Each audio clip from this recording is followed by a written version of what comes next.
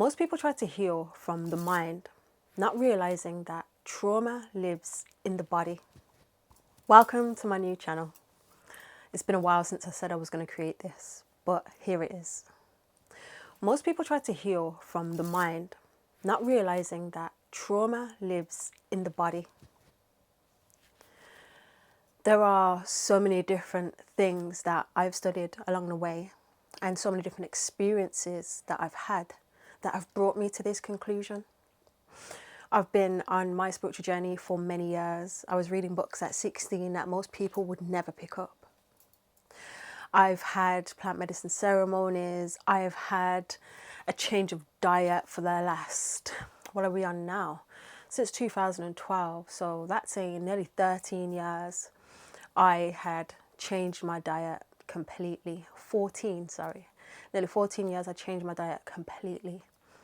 And through all of these different things and multiple awakenings, I've realized how the body has moved and navigated throughout that. And I realized that trauma is held in the body, and the body never ever forgets. It's like a recorder.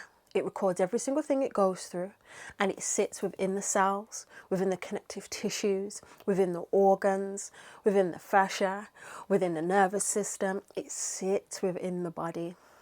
And if we allow it to just sit there, it can cause dis-ease within the body, whether that be pain or issues that are going to end up being illnesses. So let's get into it. So let's speak about talking therapy. There's nothing wrong with talking therapy, but it can get to the point of where people are so focused there on talking about the situation over and over again that they relive this. It re-traumatizes the body because the emotions, the mind, the body knows no different than that situation has gone, or is it still happening right now? So when talking therapy happens, we keep re-traumatizing the body of the situation, but there's no outcome, there's no conclusion, and there's no problem being solved. Because how do we then extract that particular trauma out of the body in order for you to have a great life? So there's a lot of people that end up being stuck. Doesn't matter the therapy they're doing or the shadow work they're doing, they continuously feel stuck.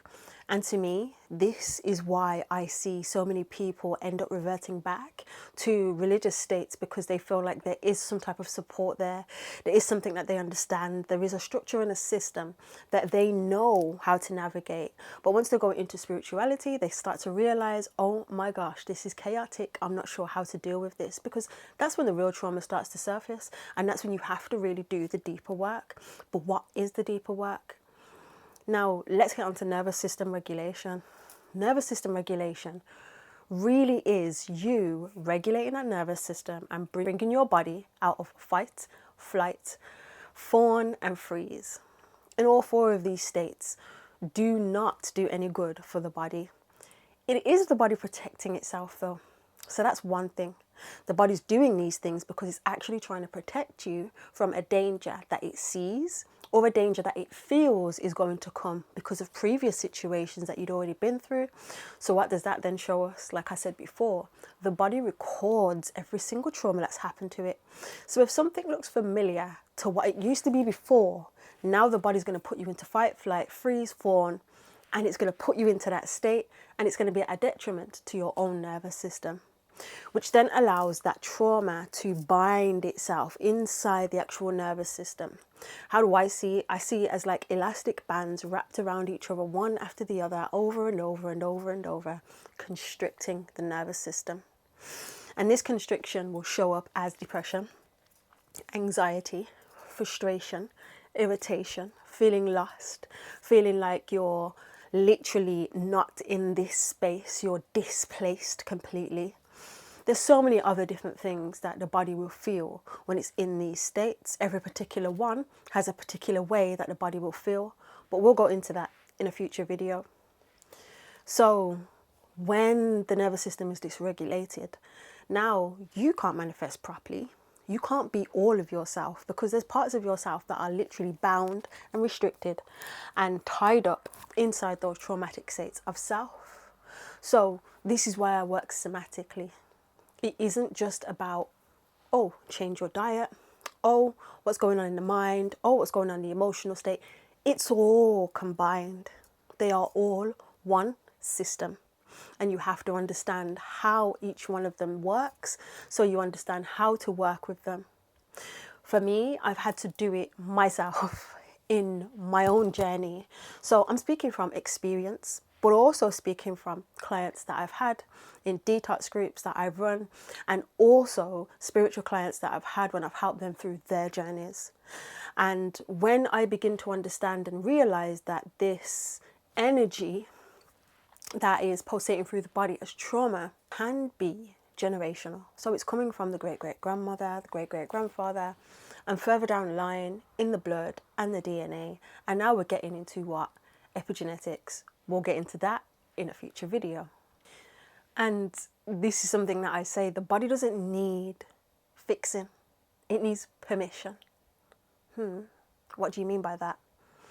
It needs permission to be. It needs permission to let go. It needs permission to allow things to surface. It needs permission to sit quietly. It needs permission to give itself space and room in order for it to flourish and grow and let go. Sometimes we need different environments to do this. Sometimes we need different people to do this. Sometimes we just need ourselves to do this. And there's many different things that we may change within our surroundings that may help us to do this. But the body just needs permission in order for it to do what it needs to do, because it's an intelligent technology. The body is very, very smart. And we'll go into different layers of the body, showing you exactly how smart the body is and how it really works. So within this channel, I will be exploring the nervous system, different channels of healing, the mind, the emotions, the spiritual body, and also food.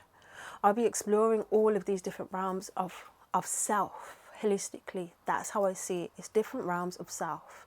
And if you neglect one, then the other will have to compensate and weigh down a little bit heavier, because it has to compensate for what you're not dealing with spiritually. So now physically, the body has to compensate.